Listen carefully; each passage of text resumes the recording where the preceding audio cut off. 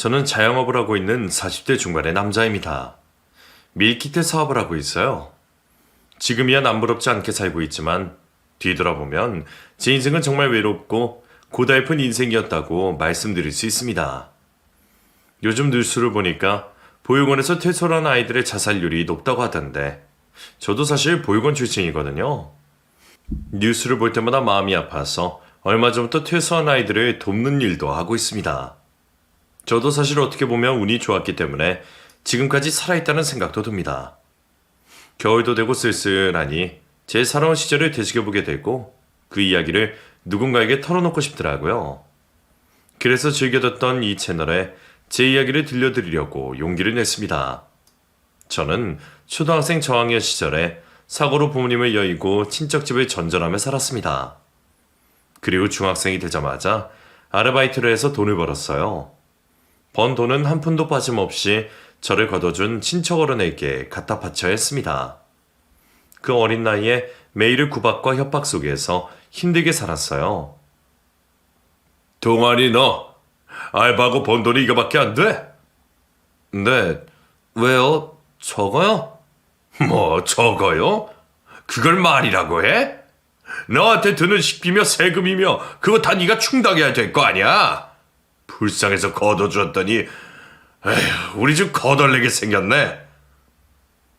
이모부의 그런 말들을 저는 꾹꾹 참다가 결국 사춘기인 중2 때 폭발해버렸습니다.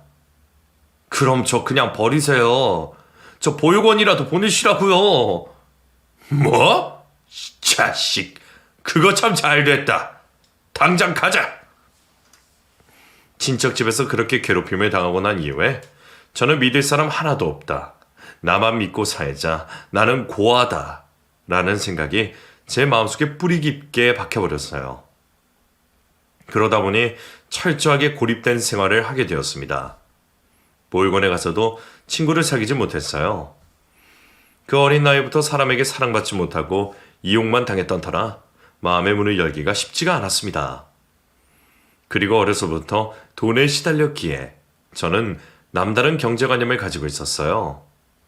돈을 함부로 쓰지도 않고 열심히 모아야 한다는 강박관념 비슷한 게 있었습니다. 고등학생이 되면서는 배달 아르바이트를 하면서 돈을 모았어요. 제가 돈을 번다는 걸 아는 학교의 불량한 친구들은 제 돈을 삥 뜯어가려고 했습니다. 야, 김동환, 너 오늘 월급날이지? 너 일하는 짱깨집에 갈 테니까 돈 받으면 나 좀 빌려줘라. 그 말을 듣고 저는 코웃음을 쳤습니다. 그리고 그날 가게 사장님에게 월급을 제 통장으로 입금해달라고 부탁했어요. 아니나 다를까 가게 앞에서 꺼렁꺼렁한 모습으로 기다리던 애들이 우르르 저를 둘러싸고 말했습니다. 야, 내놔. 뭘? 이 새끼 봐라. 월급 받은 거 빌려주기로 했잖아. 내놔. 내가 널 뭘 믿고 돈을 빌려줘. 개소리 좀 작작해. 빌려? 삥 뜯는 거겠지. 저는 지지 않고 그렇게 말했고 순식간에 주먹이 날라오는 걸 잽싸게 피했습니다. 남을 때리진 않았지만 저는 순발력이 좋아서 정말 잘 피했거든요. 제가 일하던 중국집 주방에서 일하던 형님이 복싱을 해서 가끔 저를 가르쳐주기도 했습니다. 제가 날아오는 주먹과 발차기를 잽싸게 다 피했더니 그놈들도 당황하며 놀라더니 더 이상 공격하지 않더라고요. 그 이후로 저를 괴롭히는 일은 없었습니다. 그렇게 저는 악착같이 학업과 일을 병행했어요. 그리고 보육원에 나와서는 원룸을 구해서 살면서 잠자는 시간 빼고는 내내 일을 하고 돈을 벌었습니다. 인생 한 번이고 호롤단신 혼자 죽으면 그만이란 각오로 살았던 시기입니다.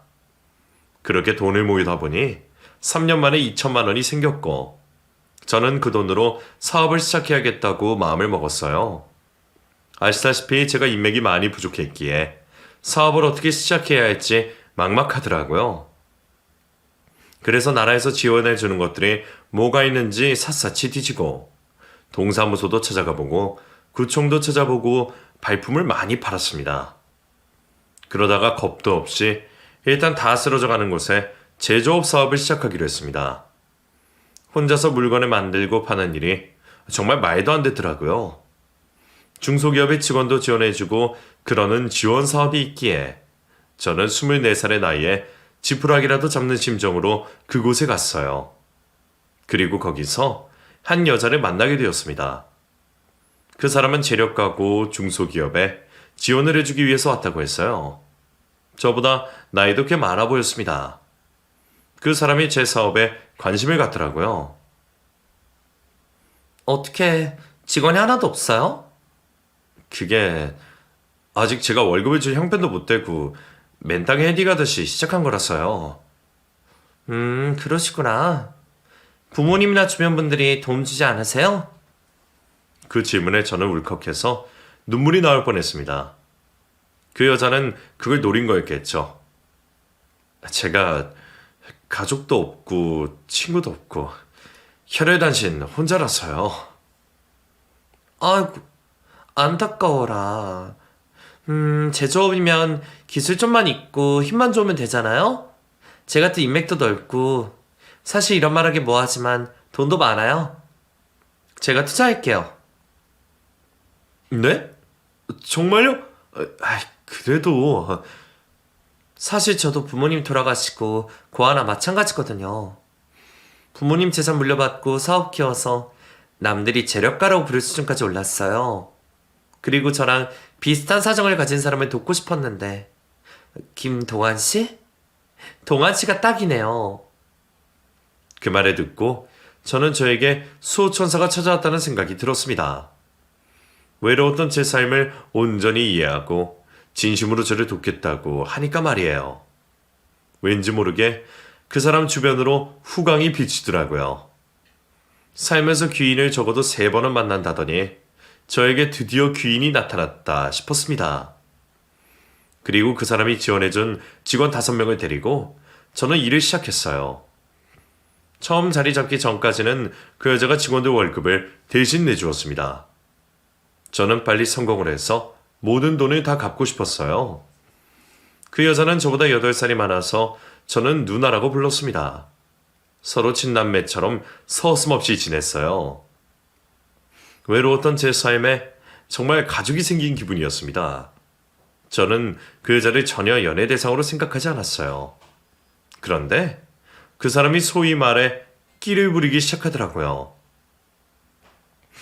어우, 동환아. 나 지금 술이 너무 취해서 그런데 여기 와서 나 좀 집에 데려다 주면 안 돼? 누나, 술 많이 마셨어요? 알았어요. 어딘데요? 여기 너희 회사 근처야. 얼른 와. 그래서 갔더니 혼자 바에 앉아서 위스키를 마시고 있었습니다. 누나, 저 왔어요. 아직도 마셔요? 그래, 동환이 왔어? 여기 앉아서 한잔해. 저 운전해야죠.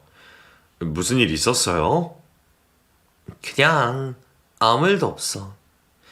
갑자기 너무 외롭더라고. 돈만 많으면 뭐하니? 다들 내 돈만 보고 접근한 것 같고 의지할 데가 없어. 그렇게 말하면서 눈물을 흘렸습니다.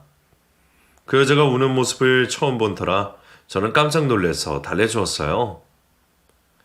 왜 외로워요? 제가 있잖아요. 저도 지긋지긋하게 외로운 인생이었는데 누나가 나타나서 얼마나 든든한데요. 누나도 저한테 힘들면 기대세요. 정말? 내가 너한테 그런 존재니? 고마워. 사실 네가 나보다 한참 어려서 기대도 되는 건지 고민이 되더라. 그렇게 말해줘서 정말 고마워. 혼자서 술을 먹게 하는 것도 그래서 저는 어쩔 수 없이 같이 한 잔 두 잔 술을 마시고 필름이 끊겼습니다. 아침에 눈을 떠보니 호텔이더라고요. 머리는 지끈지끈 아프고 정신이 하나도 없었는데 옷을 다 차려입은 누나가 저에게 말했습니다. 동환아, 이제 오늘부터 우리 사귀는 거다. 기억 안 난다고 발뺌하면 안 돼. 네? 네.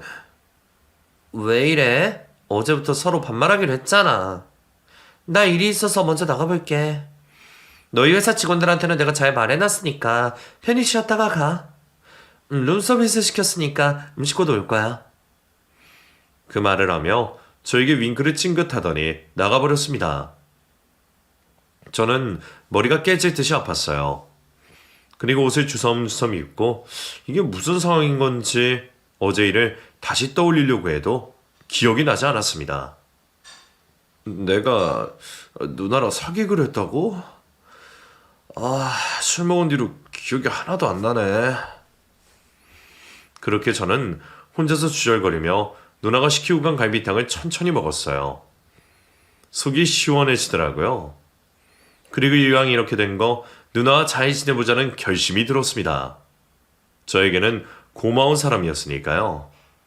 그때는 고마움과 사랑을 구별하지 못했던 숙맥이었습니다. 연애를 시작하고 얼마 되지 않아서 회사 직원들에게도 소문이 자자했습니다. 사장님 축하드려요. 뭔가 하나 누님이랑 연애하시기로 했다면서요. 그거를 어떻게 해? 다 아는 수가 있죠. 세상에 비밀이 어디 있어요. 이런 말 뭐하지만 정말 땡 잡으셨네요. 성격 화끈하고 일처리도 잘하고 그런 여자가 어디 있습니까? 뭐라고? 아니 제가 좀 주제 넘었네요. 아무튼 국수 먹을 날 기다리고 있을게요. 제가 사장님보다 하나 누님 더 오래 알았잖아요. 외로움 많이 타는 사람이에요. 잘해주세요. 그 여자가 소개해줘서 제 회사에서 일하던 직원이 그렇게 말했습니다. 그때는 별 생각 없이 다들 알아버렸구나 싶기만 했는데 지금 생각해보니 소름이 끼치네요. 다 짜고치던 고스톱이었던 겁니다. 아무튼 그렇게 연애를 하고 그 여자는 저에게 보험가입을 권유했어요. 그게 내 절친이 이혼하고 혼자 아이 키우면서 힘들게 사는 애가 있거든. 전에 한번 얘기했지. 걔가 보험 설계를 하는데 나는 이미 들 수 있는 건 다 들어줬어. 동아지가 좀 들어주면 안 돼? 사업하면 보험 필요한 거 알지? 보험료는 내가 낼게. 그런 사정이 있구나. 그거야 어렵지 않지. 알았어. 정말? 역시 고마워. 그 친구 만나서 밥 먹으면서 이야기하자. 그리고 저는 아무 의심 없이 그 여자의 친구를 만난 자리에서 홀린 듯이 이런저런 보험 가입을 했습니다. 보험비를 제가 내지 않아서 잊고 지냈습니다. 제가 내겠다고 해도 자기가 직접 관리하겠다고 하더라고요. 저도 모르는 사이에 저는 그 여자에게 심리적으로도 경제적으로도 많은 의지를 하게 되었습니다. 그러지 않으려고 노력했지만 어느새 그 여자는 제 삶에 깊숙이 들어온 후였어요. 저는 일단 일에 최선을 다했습니다. 다행히 나날이 제 사업을 번창했고 그 여자로부터 투자받았던 돈도 모두 되갚을 수 있었습니다. 돈을 다 갚던 날에 그 여자가 저에게 결혼 이야기를 꺼내더라고요. 동환씨, 나 이제 34이야. 자기가 벌써 34이야? 나도 자기 만나서 이른 나이에 많이 성공했다. 나 조금만 늦으면 노산이라 걱정돼. 동아씨도 내 마음 잘 알 거야. 부모도 없고 형제도 없어서 난 빨리 가정 이루고 싶거든? 그건 그렇지. 그러니까 우리 결혼할래? 그냥 조촐하게 스몰 웨딩으로 하자. 그렇게 불쑥 들어오니까 저는 말문이 막히더라고요. 제 나이가 어리긴 했지만 형편이 안정되면서 가정을 이루고 싶다는 생각이 많았기에 저는 우선 알겠다고 했어요. 그리고 며칠 후에 비싼 커플 반지와 꽃다발을 사서 그 여자에게 내밀며 청혼을 했습니다. 하나 누나, 나랑 평생 함께하자. 제가 커플링을 끼워주자 그 여자는 펑펑 눈물을 흘렸습니다. 그때는 저도 감동을 받아서 같이 울었는데 지금 생각하면 그 여자의 거짓된 눈물 연기에 소름이 끼치네요. 그렇게 저희는 그 여자가 갖고 있는 건물 옥상에서 회사 직원들과 아내와 친분이 있는 몇몇 사람들 앞에서 결혼식을 올렸습니다. 결혼식을 마치고 다음날 바로 혼인신고 먼저 했어요. 그리고 당시에 제가 하는 일이 있어서 신혼여행은 나중에 가기로 했습니다. 아내가 홍콩으로 예약을 해놨다고 하더라고요. 동환씨, 다음 달 홍콩으로 신혼여행 예약해놨어. 우리 아직 결혼한 게 실감이 안 난다. 홍콩? 왜 홍콩이야? 나 전부터 홍콩 가보고 싶다고 했잖아. 중경삼림 알지? 내가 제일 좋아하는 영화. 알지. 그래, 알았어. 신혼여행하면 휴양지를 생각하는데 홍콩에 가고 싶다는 말에 하는 수 없이 동의했어요. 우리 신혼여행 갔다가 오면 아파트 입주할 수 있을 거야. 너무 기대된다. 그러게. 얼른 살림 합쳐야 되는데. 내가 지금 집 정리되면 바로 당신이랑 살 집으로 이사할 거니까 그건 걱정 마. 그 당시에 아내가 살던 아파트를 내놓고 아내는 자기 명의로 평수큰 고급 아파트를 매매해 두었다고 했습니다. 바로 입주를 할 수가 없어서 저희는 각자 살던 집에서 따로 지내고 있었어요. 제 앞에 무슨 날벼락이 떨어질지도 모르고 그때는 그저 신혼여행을 다녀와서 그 여자와 함께 오순도순 살며 아이를 낳고 행복한 가정을 꾸릴 생각에 들떠 있었습니다. 그리고 한 달이 지난 후에 직원들에게 저는 신혼여행을 다녀오겠다고 말했어요. 저 없는 동안에도 잘 부탁드려요.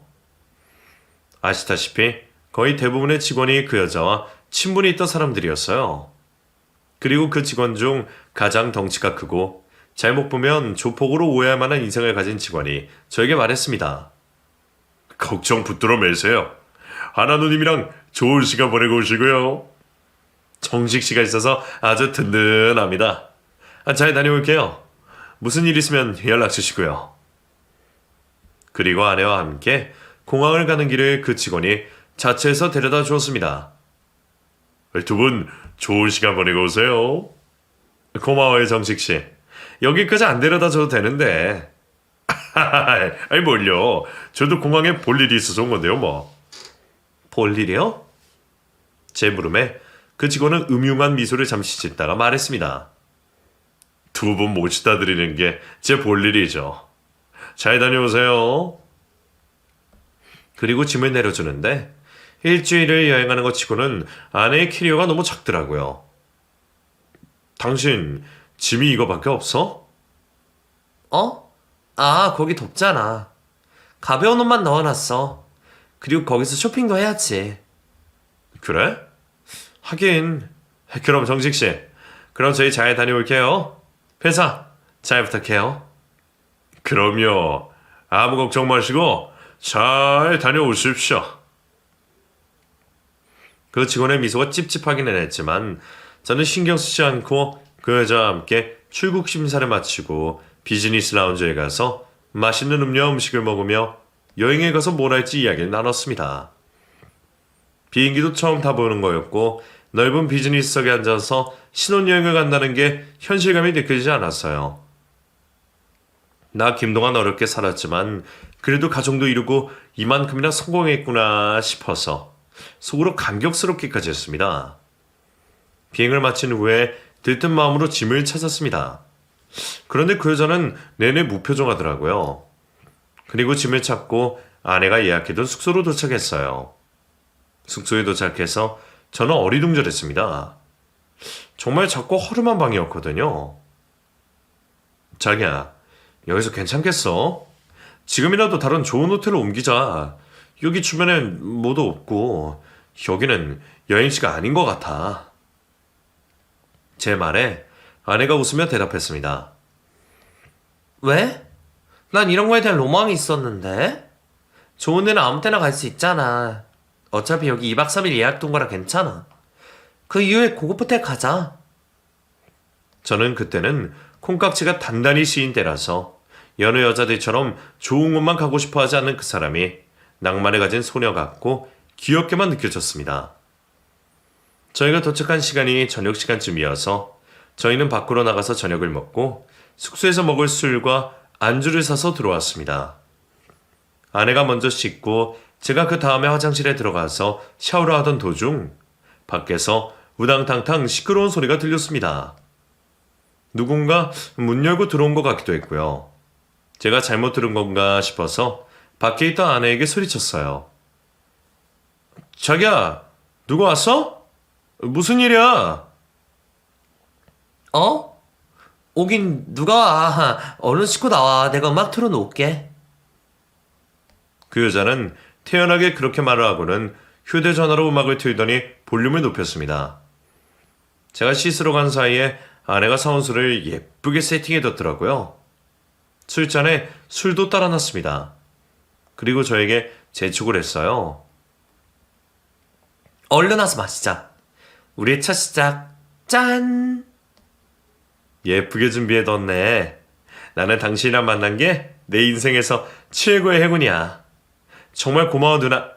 아니 여보. 나도 동안이 만나서 행복했지. 아니, 행복하지. 내가 사람 보는 눈이 있잖아? 일단 얼른 마셔. 첫잔은 원샷이다.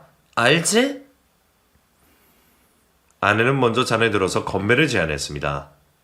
그리고 기분 좋게 건배를 한 후에 술을 벌컥벌컥 들이마셨습니다. 그런데 마시자마자 이상하게 정신이 혼미해지더라고요. 눈앞이 흐려지는 중에 그 여자 제 모습을 보며 입꼬리를 올리는 게 보였습니다. 그리고 입모양으로 죽어 하는 모습을 봤습니다. 정신이 없던 와중에도 그 모습에 소름이 끼치고 정말 이 여자가 나를 죽일 것 같은 기분이 들었어요. 저도 모르게 생존 본능이 발휘됐다고 해야 할까요? 아마 당시에는 20대의 젊은 나이였기 때문에 그만큼 버틸 수 있던 것 같습니다. 까무룩 정신을 잃어가는 와중에도 저는 기어서 숙소 문을 열고 나갔습니다. 기어가는 와중에 그 여자가 제 다리를 붙잡고 못 나가게 하고 있었어요. 겨우 문 밖으로 머리를 내밀자마자 살려주세요! 소리를 꽥 지르고 바로 정신을 잃어버렸습니다. 정신을 차리고 보니 주변은 온통 하얀색이고 알아들을 수 없는 말들이 오고 갔어요. 저는 제가 죽어서 천국이라도 온 줄 알았습니다. 그런데 그 여자가 보이더라고요. 그리고 놀랍게도 저희 신혼여행을 배웅해줬던 깡패같이 생긴 제 회사 직원이 함께였습니다. 저는 다시 눈을 감고 두 사람이 대화하는 이야기를 들었어요. 그 여자 직원에게 화를 내더라고요. 그러게, 내가 제대로 준비하라고 했잖아. 치사랑 몰라? 이번에 확 죽였어야 됐는데 어쩔 거야. 저 새끼 눈치 빨라서 깨어나면 난리 날 텐데 이번에 성공을 했어야 보험금도 타고 저 자식 회사에서 편하게 약도 제조했을 거 아니야. 한국의 애들은 지금 작업 중이지. 네 누님. 그나저나 깨어나면 어쩌죠? 다음 계획 준비해. 한국 들어가기 전까지만 죽이면 돼. 여기서 죽이고 바로 화장까지 하고 나면 완전 범죄야, 알지? 저 자식 가족도 뭣도 없는 거. 그럼요. 걱정 마세요. 제가 어떻게든 죽일 테니까요. 그 대화를 듣는데 저는 심장이 밖으로 튀어나올 것 같았습니다. 그 악마 같은 여자는 모든 걸 속이고 저를 이용하기 위해서 다가온 것이었습니다. 저 인간들이 제가 깨어났다는 걸 알면 바로 저를 죽이려고 들겠구나 싶어서 어떻게 탈출해야 할지 머릿속으로 5만 가지 궁리했어요. 반드시 나는 살아서 돌아가야 한다. 이렇게 어이없게 죽을 수 없다 생각하니 오히려 정신이 또렷해지더라고요. 영어도 홍콩말도 할 줄 몰랐던 저는 저를 살피러 온 간호사에게 귓속말을 했어요. Help me.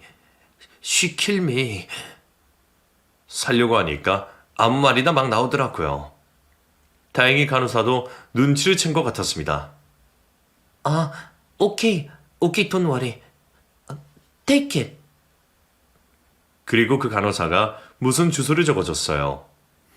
보니까 한국 대사관 주소 같더라고요. 그리고 간호사가 저에게 눈치를 주더니 저를 죽이려고 한 여자와 직원이 있는 곳으로 가서 밖으로 데리고 나갔습니다. 그 사이 저는 침대에서 벌떡 일어나서 주변을 살피고 창문 밖을 내려다봤어요. 2층 높이인데 그리 높지는 않아서 충분히 뛰어내릴 수 있을 것 같았습니다. 그래서 저는 바로 창문 밖으로 뛰어내려서 큰 길로 나가 택시를 잡아 타고 간호사가 적어준 주소를 내밀었어요. 기사도 제 행색을 보고 큰일이 났다 싶었는지 바로 오케이를 하며 대사관 앞으로 데려다 주었습니다. 그리고 저는 한국 대사관에 들어가서 자초지종을 설명했어요. 정말 절박했습니다. 저 좀 살려주세요. 제 아내가 절 죽이려고 해요. 저 좀 제발 살려주세요. 제가 있던 병원 간호사가 증인입니다. 제가 두서없이 격양된 상태로 말을 하자 대사관 직원분은 제 흥분을 가라앉히고 걱정 말라며 도와주겠다고 했습니다. 그리고 저는 응급실에서 들었던 아내와 직원의 대화에 대해서도 말했어요. 아무래도 그것들이 제 회사에서 몰래 마약을 제조 중인 것 같아요. 한국에 있는 경찰들한테 현장을 잡아야 되고 좀 전해주세요. 마약이요? 확실합니까? 네, 제가 듣기로 똑똑히 들었어요. 그 여자가 저한테 일부러 접근해서 보험금 타먹고 제 회사를 마약 제조 공장으로 차리려고 했던 겁니다. 지금 저한테 뭘 먹여서 제가 쓰러진 건지도 모르겠어요. 죽자 쓰자 도망쳐 나왔습니다. 그리고 심각성을 눈치챈 대사관 직원이 한국 경찰에게 연락을 했습니다. 저는 안전한 곳에 있었지만 당장이라도 그 여자와 직원이 들이닥쳐서 저를 죽일 것만 같은 공포에 시달려 했어요. 뜬 눈으로 밤을 지새우고 대사관 직원이 제 신변을 보호해서 한국행 비행기를 탈 수 있게 해주겠다고 했습니다. 저 못 나가요. 무서워요. 김동완 씨, 저희들이 다 보호해서 같이 입국할 거예요. 공항에 내리면 바로 경찰들이 와 있을 겁니다. 한국 경찰에서 홍콩에 공조 요청한 상태니까 걱정하지 마시고요. 그 말을 듣고 저는 조금 안심했습니다. 그리고 3일 후에 한국으로 입국할 수 있었어요. 들은 대로 경찰들이 저를 기다리고 있더라고요.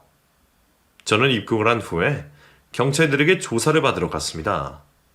경찰들은 이미 제 회사에서 마약을 제조 중이던 직원들을 체포한 상태라고 했어요. 김동완 씨, 이 일에 아무 관련이 없으신 겁니까? 직원들은 김동완 씨가 시켰다고 하던데요. 그 말을 듣고 억울해서 미칠 지경이었습니다. 아니에요. 정말 아닙니다. 저는 아무것도 몰라요. 제 죄가 있다면 미련한 죄밖에 없습니다. 저도 죽을 뻔했다고요. 그 여자가 제 앞으로 보험을 틀어놓고 수령이는 본인으로 해뒀어요. 경찰 선생님, 그 여자한테 잡히면 저 정말 죽어요. 제발 살려주세요. 저는 그렇게 애원했습니다.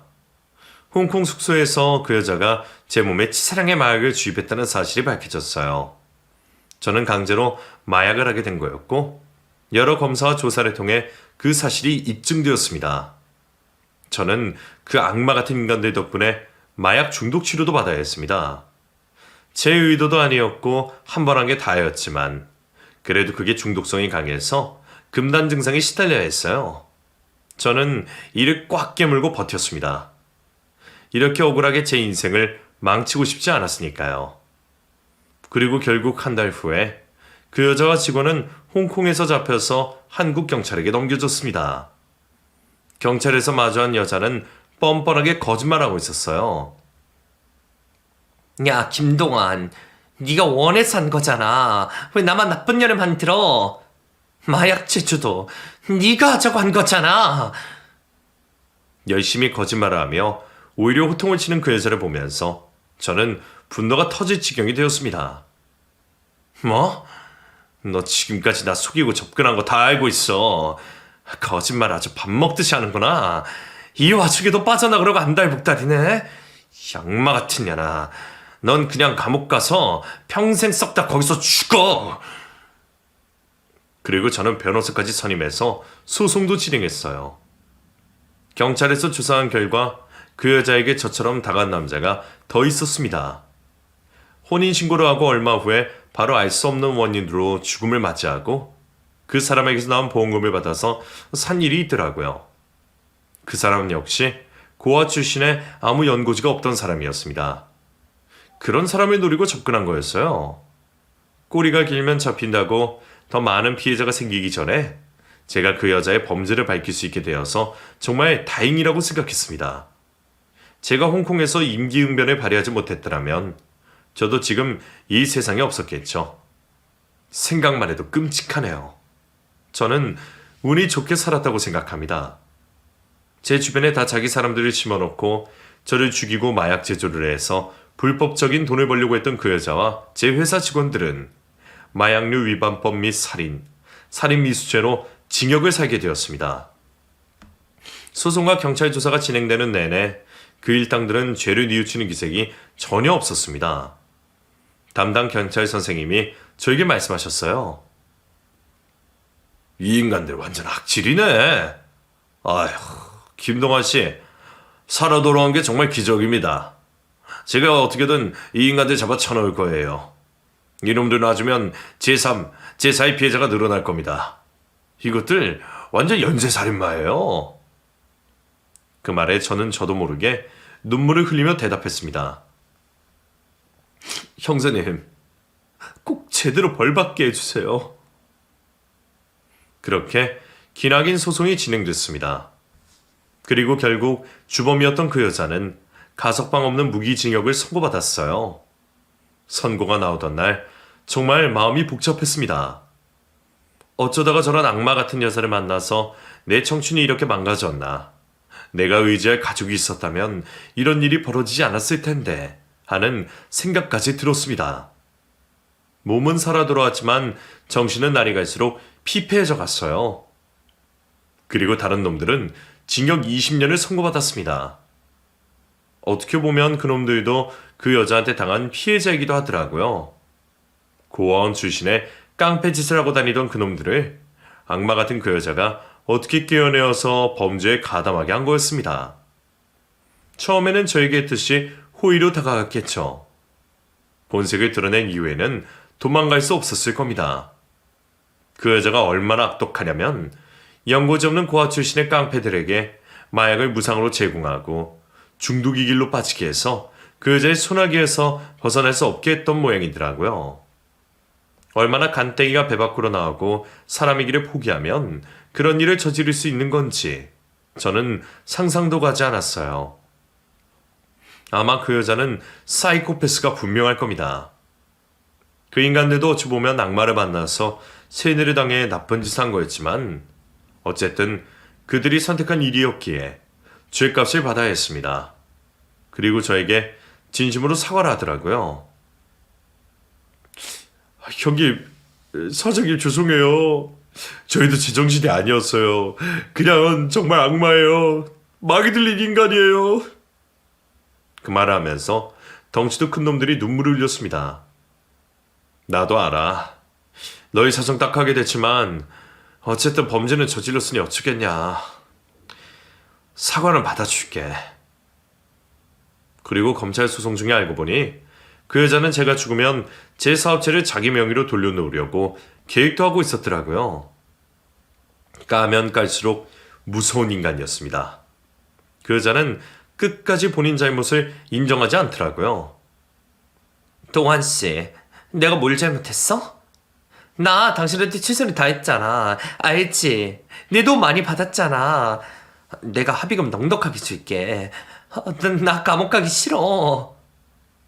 누나, 아니 아줌마, 당신 아직도 지은 죄를 몰라? 이 와중에도 새 치열을 돌려서 나를 꼬여내려고 해? 정말 최악이다. 당신 같은 사람은 사회에 나오면 안 돼. 죄를 뉘우치지도 못할 망정. 꺼져! 저는 지지 않으려고 노력했어요. 혼인무효소송을 진행하고 그 여자에게 위자료도 받을 수 있었습니다. 죄인들을 감옥에 집어쳐넣고 저는 넋이 나가버렸어요. 어떻게든 열심히 살려고 혼자서 발버둥 치던 제 인생이 모두 부정당한 기분이었습니다. 그래서 하던 사업도 다 때려치우고 저는 한동안 방구석에 처박혀서 제 자신을 자책했습니다. 지금 돌이켜보면 지독한 우울증에 걸렸던 것 같네요. 겨우 한 끼 식사를 때울 정도로 무기력하게 누워서 아무것도 못하고 있었습니다. 그러던 중에 제 사건을 맡아주셨던 경찰 선생님이 저에게 연락을 해주셨어요. 거의 제 아버지 뻘인 분이셨거든요. 여보세요? 동안이냐? 뭐하고 살아? 그냥 목소리 왜 이렇게 힘이 없어? 나와서 국밥이나 한 그릇 하자고. 저는 정말 몇 달 만에 누군가로부터 연락을 받고 바깥으로 나갔습니다. 그리고 같이 식사를 하면서 그분이 저에게 힘을 실어주셨어요. 아이고, 밥도 안 먹고 씻지도 않고 그냥 누워만 지냈구만. 네, 어떻게 하셨어요? 딱 보면 알지. 그런 놈들한테 뒤통수 맞고 죽을 뻔한 목숨 구했으면 더 열심히 살아야지. 누구 죽으라고 그러고 기운 빼고 살고 있어. 어? 거칠게 위로를 해주셨지만 저는 그 말을 듣고 머릿속에 전거가 확 켜진 기분이었습니다. 그리고 형사님 말대로 어떻게든 부지런 목숨, 아깝지 않게 살다 가야겠다는 결심이 들었어요. 고마워요, 형사님. 저 이제부터 정신 차리고 살게요. 그래, 아직 젊고 능력도 좋은 사람이 그렇게 기죽어서 살지 마. 내가 1년에 한두 번씩 연락해서 잘 지내고 있나 확인할 거야. 그 말에 저는 고개를 푹 숙이고 감사하다고 연신 말씀을 드렸습니다. 감사해요, 형사님. 정말 감사해요. 사내놈이 이렇게 눈물이 맑아서 어디다 써? 힘내, 이놈아. 내 아들 같아서 하는 소리야. 네, 알겠어요. 저 정신 바짝 차릴게요. 그분을 만난 이후로 조금씩 기운을 차렸습니다. 혼자서는 힘들 것 같아서 심리상담도 받았어요. 그리고 제 잘못이 아니라는 말을 듣고 많은 위로를 얻었습니다. 조금씩 생활 패턴을 정상으로 되돌린 후에 저는 있던 돈을 끌어모아서 다시 사업을 하기로 결심했어요. 지금이야 밀키트 사업이 활발해졌고 레드오션이 된 상태지만 제가 일을 시작할 때만 해도 그렇게 활발하지 않았거든요. 사업을 하기 전 저는 제 기반을 확실히 다듬고 싶었습니다. 그래서 용기를 냈어요. 저는 일단 어릴 때 일하던 중국 식당이 기억이 나서 거기에 재취업을 했습니다. 감사하게도 저를 반가워해 주시더라고요. 아이고, 그 코치지리 동아리가 이제 청년이 다 됐네. 사장님, 잘 지내셨죠? 저 중식 주방장 보조로 써주세요. 보조? 그래. 동아리 이놈이 야무지길 잘했으니까 내가 믿고 맡겨볼게. 그렇게 저는 청소년 때 연이 있던 중식당에서 열심히 요리를 배웠습니다.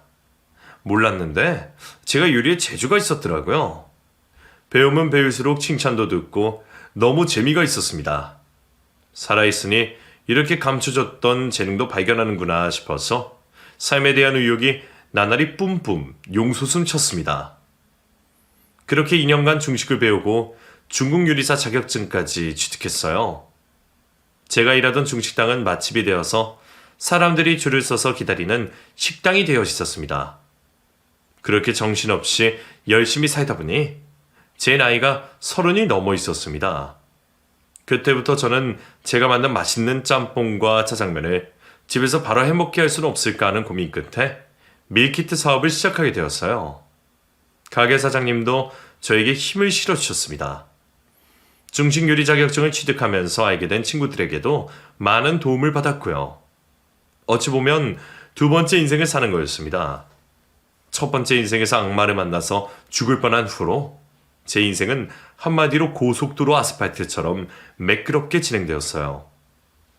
거짓 없이 저를 위해주는 좋은 사람들도 많이 만났고요.